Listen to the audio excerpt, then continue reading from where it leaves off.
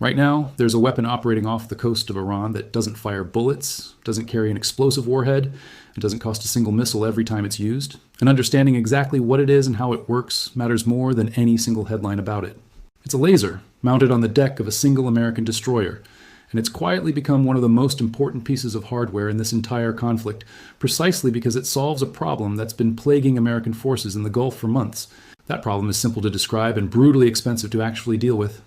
Iran keeps launching cheap, mass-produced drones by the dozens, sometimes dozens at once, and every single time American forces knock one down using a traditional interceptor missile, they're spending anywhere from several $100,000 to several $1 million to destroy a drone that costs Iran somewhere around $30,000 to build. That math doesn't work over the course of a sustained war, and it's exactly why this laser system has become such a big deal right now. The system is called HELIOS, which stands for High Energy Laser with Integrated Optical Dazzler and Surveillance, and it's mounted aboard the USS Preble, an Arleigh Burke-class destroyer currently operating in the waters near Iran as part of the broader campaign that's been running since the end of February. Built by Lockheed Martin, it's a 60-kilowatt class directed energy weapon, and according to reporting citing sources familiar with the operation, it's already been used to engage Iranian drones during active defensive operations in the Gulf, marking the first confirmed combat use of a high-energy shipboard laser system in this entire conflict. To put that milestone in context, directed energy weapons have been a topic of military science fiction and defense industry ambition for decades, promised repeatedly as the future of air defense without ever quite reaching the point where a commander could actually rely on one in the middle of a real fight. This conflict appears to be the moment that promise finally caught up with reality, not because the underlying laser physics changed overnight, but because the combination of a sustained, high-volume drone threat and a system that had already spent years quietly working through its testing milestones happened to converge at exactly the right moment. Stick around, because we're going to break down exactly how this thing works, what it's already proven capable of doing, why the economics of this single piece of technology could end up reshaping how the American military handles drone warfare going forward, and what its very real limitations mean for how much you should actually expect from it. We'll also get into a brand new expansion of this program that just got announced, because the Pentagon isn't stopping at just one laser-equipped ship. If you're finding value in this kind of breakdown, go ahead and drop a like. It genuinely helps push this kind of detailed analysis to more people trying to understand the actual technology behind this war, instead of just the headlines, and subscribe if you haven't already, because this specific program is about to expand in a big way. Let's start with the actual problem this laser was built to solve, because understanding the scale of that problem is the only way to appreciate why this technology matters so much right now. Iran's entire drone strategy throughout this conflict has revolved around cheap, mass-produced, Shahed-style unmanned aircraft, GPS-guided, relatively simple in design, and cheap enough to build and launch in large numbers that even a well-defended target has a real chance of getting hit if enough of them come in at once. That's not a new tactic. It's the same basic approach Russia has used against Ukraine for years, using drones supplied by Iran in the first place. And it's proven remarkably effective specifically because it inverts the normal economics of air defense. A country defending against that kind of swarm traditionally has to use expensive, sophisticated interceptor missiles to shoot down cheap, disposable drones, which means every successful defensive engagement still costs the defender far more than it costs the attacker to launch the threat in the first place. Run that math over hundreds or thousands of engagements across a multi-month campaign, and you start to understand why American commanders have been genuinely worried about interceptor stockpiles running low, even while successfully shooting down the vast majority of what Iran throws at them. This particular conflict has represented something genuinely new for American forces specifically, because it's the first sustained confrontation in which they've had to face large-scale, state-backed drone waves as a defining feature of the actual battlefield, rather than an occasional nuisance threat. Commanders have had to adapt their entire approach to air defense in real time over the course of just a few months, drawing directly on lessons from Ukraine, where mass-produced Shahed drones had already reshaped how an entire military thinks about layered defense years before Iran ever turned that same tactic against American forces and Gulf partners directly. Larger drone waves increase the odds that any given layer of defense gets stretched thin at exactly the wrong moment, and even a single drone slipping through an otherwise successful intercept effort can produce real casualties, which is exactly the kind of pressure that's been driving the urgency behind fielding new technology like HELIOS as quickly as possible, rather than waiting years for a fully mature, fully tested system. And that math has already shown up in real, concrete costs on the American side throughout this war. Iran has managed to shoot down roughly 30 American MQ-9 Reaper drones during this conflict, according to officials familiar with the losses, leaving the United States with somewhere around 135 of those aircraft still in its inventory. Each Reaper represents a significant investment, both in the hardware itself and in the surveillance and strike capability it provides, and losing 30 of them over the course of a single sustained campaign is the kind of attrition rate that gets serious attention inside the Pentagon. Back in May, the Air Force's own top officer had gone as far as calling the Reaper the single most valuable platform in the entire American campaign against Iran, which makes losing 30 of them to Iranian air defenses over just the following months an even more striking illustration of how costly this fight has become on the American side, not just for Iran. Meanwhile, on the interceptor side of the equation, American and Allied forces have shot down enormous numbers of incoming Iranian ballistic missiles and drones throughout this conflict, in some single engagements intercepting close to 100 ballistic missiles and hundreds of drones aimed at a single country in the span of just a few days. Every one of those successful intercepts, using traditional missile-based air defense, carries a real dollar cost that adds up fast across a war that's now stretched on for months. That's exactly the gap HELIOS was designed to fill, and understanding the full mechanics behind it explains why this particular system has generated so much attention from military planners watching this conflict unfold. Instead of firing an expensive missile at an incoming drone, the system uses a concentrated beam of directed energy, tracked and aimed through an integrated optical system built directly into the ship's existing combat architecture, to either destroy the target outright by overheating its structure and onboard electronics, or to dazzle it, essentially blinding or confusing its guidance and sensor systems badly enough that it loses its ability to reach its intended target and crashes on its own. That second capability, the dazzle function, is a genuinely clever piece of engineering, because it means the system doesn't always need to generate a full destructive kill to neutralize a threat. Sometimes, just disrupting a drone's optical or infrared guidance system for a few critical seconds is enough to send it off course entirely, and that lower intensity option costs even less energy to execute than a full kill shot would. The underlying physics behind why this actually works comes down to concentrating an enormous amount of energy onto a very small point on the target for long enough to cause real physical damage. A 60 kilowatt beam sounds abstract until you think about what it actually does when focused continuously on a single spot on a drone's fuselage or its onboard electronics package. The heat builds rapidly, compromising structural integrity or frying delicate circuitry in a matter of seconds, well before the drone has any chance to react or adjust course. Unlike a missile, which needs to physically intercept a moving target with precise timing and a proximity or contact fuse, a laser simply needs a clear line of sight and enough dwell time on target, which makes the entire engagement conceptually simpler even though the underlying engineering required to make it work reliably at sea on a moving ship against a moving target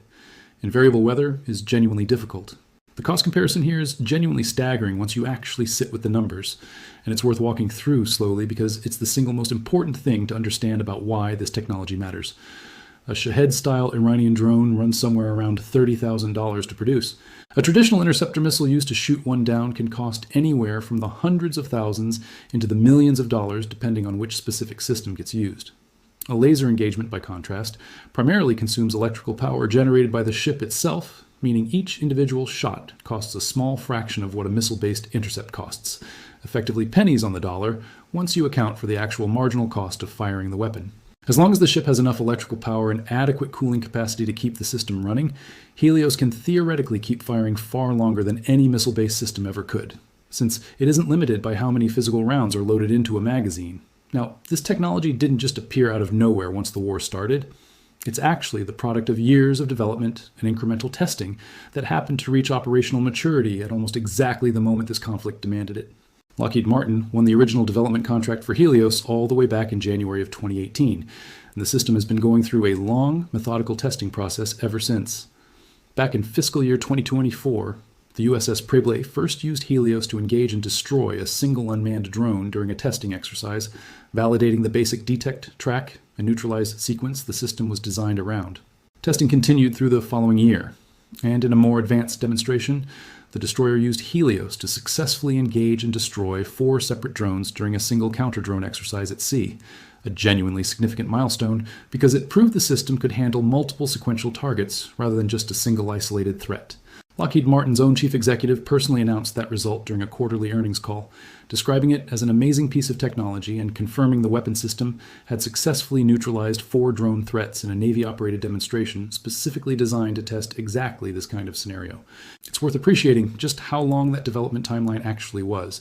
because it says something important about why this technology arrived exactly when it did, rather than sooner or later. 7 years passed between the original contract award and the system finally proving itself in a real combat environment. Years spent working through exactly the kind of unglamorous engineering challenges that don't make headlines, keeping optical components stable and precisely aligned aboard a moving ship, managing the enormous heat generated by the laser itself without overtaxing the vessel's power and cooling systems, and building software sophisticated enough to track a small, fast-moving, low-altitude target against a cluttered maritime background. None of that is the kind of dramatic breakthrough that gets a splashy headline on its own, but it's exactly the kind of patient, incremental progress that had to happen before a laser weapon could reliably go from a laboratory curiosity to a piece of equipment a ship's crew could actually depend on in the middle of an active war. That four-drone engagement matters enormously for understanding what's happening in the Gulf right now, because it's the clearest publicly available evidence of the system's actual operational capability heading into this conflict. It also exposed some of the real, unglamorous limitations that come with directed energy weapons, limitations that are worth being honest about rather than treating this technology as some kind of magic solution to the drone problem. A laser is fundamentally a line-of-sight weapon, meaning it can only engage a target it can physically see and track. And as the beam travels further from the ship, its effective power drops off due to atmospheric interference. Moisture in the air, dust, smoke, and general turbulence in the atmosphere all degrade beam propagation to some extent. And operating in a maritime environment specifically introduces its own challenges, since salt air and humidity can affect the optics and sensor components over time in ways that a purely land-based system wouldn't have to contend with. There are also open questions, even among people who follow this technology closely, about exactly how quickly the system can shift its aim from one target to the next once it's finished neutralizing the previous one, and how long each individual engagement actually takes from initial tracking to confirmed kill, details the Navy hasn't fully disclosed publicly, likely for reasons related to operational security. And here's the detail that matters most when you're thinking about how a laser like this actually gets used in the middle of a real drone swarm attack, rather than a controlled testing exercise. A single laser can only engage one target at a time. It's not a weapon that can simultaneously track and destroy an entire incoming wave of 10 or 20 drones arriving all at once. What that means practically is that HELIOS isn't meant to replace the layered air defense system a ship or a base already relies on. It's meant to supplement it, handling a portion of the overall threat load, specifically the kind of low-cost, low-sophistication threats that don't necessarily justify spending an expensive interceptor missile, while traditional missile defense systems and other counter-drone tools continue handling everything else simultaneously. Naval leadership has been fairly direct about exactly this framing, and their public statements on the subject are worth quoting closely because they reveal how deliberately the Navy is thinking about integrating this technology going forward. The Navy's top officer has publicly stated his goal is for directed energy weapons to become the default first option whenever a target is within line of sight of a ship, explicitly describing the approach as using directed energy as the first solution whenever geometry allows it, specifically to preserve traditional missile stocks for the more advanced, more dangerous threats that a laser genuinely can't handle on its own. That layered approach is exactly what's been playing out across the broader counter-drone effort in the Gulf throughout this entire war. And HELIOS is only one piece of a much bigger picture that's been assembled piece by piece under real wartime pressure, rather than through a leisurely peacetime planning process. Alongside the laser, American forces have also deployed lower-cost interceptor drones, some of them directly adapted from technology proven in Ukraine's own years-long fight against the exact same Iranian-designed Shahed drones now being used against American and Gulf partner forces. A joint task force specifically stood up to coordinate counter-unmanned aircraft systems across the region has been accelerating procurement of multiple different capabilities simultaneously. Sensing radars, kinetic interceptors, and directed energy systems like HELIOS, expanding what officials describe as layered defenses across the entire Central Command area of operations. One official directly credited lessons learned and technology transferred from the battlefield in Ukraine as shaping a meaningful portion of that expansion, a genuinely remarkable admission that a country actively fighting its own war against a much larger adversary has become a meaningful source of battlefield-tested defensive technology for the world's largest military, a role reversal that would have seemed almost unthinkable just a few years earlier. The results of that layered approach taken as a whole have actually been pretty effective at the macro level, even when individual pieces of it get criticized for cost inefficiency. And looking at the actual numbers from specific engagements helps put that effectiveness in perspective. During one particularly intense exchange, American and Allied forces successfully intercepted 97 separate ballistic missiles and 283 separate drones aimed at a single Gulf partner nation over the course of just a few days of fighting. That's an enormous volume of successful intercepts, and it reflects genuinely impressive performance from the overall air defense architecture in the region. But that same engagement also came with real costs. 7 American soldiers were killed and dozens more wounded during that specific stretch of fighting. A stark reminder that even a defense system successfully intercepting the overwhelming majority of incoming threats still can't guarantee that nothing gets through, especially when an adversary is willing to launch attacks in numbers large enough to test the absolute limits of what any layered defense can handle simultaneously. That's exactly the honesty check worth sitting with here, because it would be misleading to present HELIOS or any single piece of counter-drone technology as having fully solved Iran's drone threat. Critics inside and outside the Pentagon have pointed out that even with new tools like HELIOS coming online, American forces have still frequently ended up using multi-million-dollar missiles to shoot down drones worth a tiny fraction of that cost, simply because the laser system remains limited to a single ship, limited to engaging one target at a time, and limited by weather and atmospheric conditions that aren't always favorable. Iran's drone campaign has proven genuinely difficult to fully neutralize precisely because it exploits exactly this kind of economic and logistical mismatch. And no single new weapon, however impressive its underlying technology, changes that fundamental dynamic overnight. It's also worth remembering that Iran has shown throughout this entire conflict a consistent willingness to adapt its own tactics whenever a particular American countermeasure starts proving effective. If directed energy weapons genuinely begin denting Iran's drone campaign in a meaningful, sustained way, there's no reason to assume Iranian planners simply accept that outcome without adjusting their approach. That could mean launching drones in larger simultaneous waves, specifically designed to overwhelm a single target at a time laser system, flying at altitudes or profiles designed to minimize the amount of time any single drone spends within effective engagement range, or shifting toward cheaper, more expendable decoy drones, specifically meant to draw laser engagements away from the more capable platforms actually carrying a warhead. Every effective defensive innovation in this conflict has eventually met some kind of adaptive response from the other side. And there's no strong reason to expect directed energy weapons to be the one permanent exception to that pattern. What HELIOS does change, though, is the trajectory going forward, and that's where the most recent development in this story becomes genuinely significant. Just weeks ago, the Pentagon announced it had signed new contracts with Lockheed Martin, the same company behind HELIOS, along with a smaller specialized high-energy laser company called Enlight, specifically tasked with developing directed energy weapons capable of frying incoming swarms of drones and cruise missiles at a larger scale than what's currently deployed. The initial value of those contracts totals $86 million, but officials have indicated the total commitment could eventually rise as high as $847 million if the program continues to prove itself operationally effective. The official overseeing military research and technology development framed the effort in blunt terms, describing an urgent need to actively defend forces and interests against exactly the kind of emerging drone threats this conflict has made impossible to ignore, language that reflects just how seriously the Pentagon is now treating this specific category of threat. Right now, the USS Preble remains the only ship in the entire United States Navy actually equipped with a fully operational HELIOS system, which means the impressive results we've talked about so far represent the output of a single vessel operating in a single theater. But the Navy has already identified several additional Arleigh Burke-class destroyers slated to receive the necessary hardware upgrades, including updates to their Aegis combat systems that would allow HELIOS or similar directed energy weapons to be integrated directly into the same detection, tracking, and firing decision loop the ship already uses for its conventional guns and missiles. That integration detail matters more than it might sound like on the surface, because it means the laser isn't just bolted onto the side of a ship as a standalone add-on.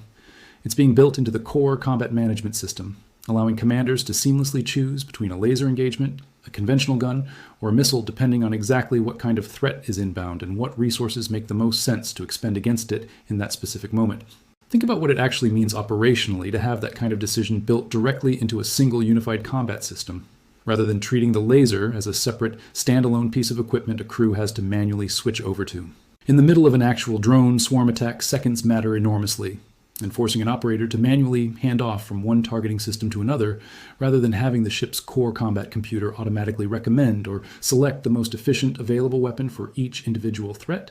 could be the difference between successfully engaging every incoming target and having one slip through during a critical handoff. Folding HELIOS directly into the Aegis architecture is exactly the kind of unglamorous systems integration work that doesn't generate headlines on its own, but ends up mattering enormously for how effectively this technology performs once it's actually facing a real high-volume attack rather than a controlled testing scenario. Beyond the naval side of this story, the broader push toward directed energy and lower-cost counter-drone technology has been expanding across other branches of the military simultaneously, all pointing toward the same underlying lesson this conflict has forced everyone to learn the hard way, whether they wanted to learn it this quickly or not. Cheap, mass-produced drones are here to stay as a central feature of modern warfare, and any military that continues relying exclusively on expensive, limited inventory interceptor missiles to counter them is going to find itself in an unsustainable position over the course of any sufficiently long conflict. That's exactly why officials have been so explicit about drawing lessons directly from Ukraine's own experience fighting the same basic threat for years longer than the United States has had to deal with it in this specific theater. Ukraine offered to share its battlefield expertise with American and Gulf partner forces, and by multiple accounts, those lessons have directly influenced how quickly and how broadly the Pentagon has moved to expand its own layered counter-drone capabilities across the entire region, rather than relying on any single silver bullet solution. There's also been a parallel development worth mentioning here because it shows just how quickly this entire category of warfare is evolving in real time.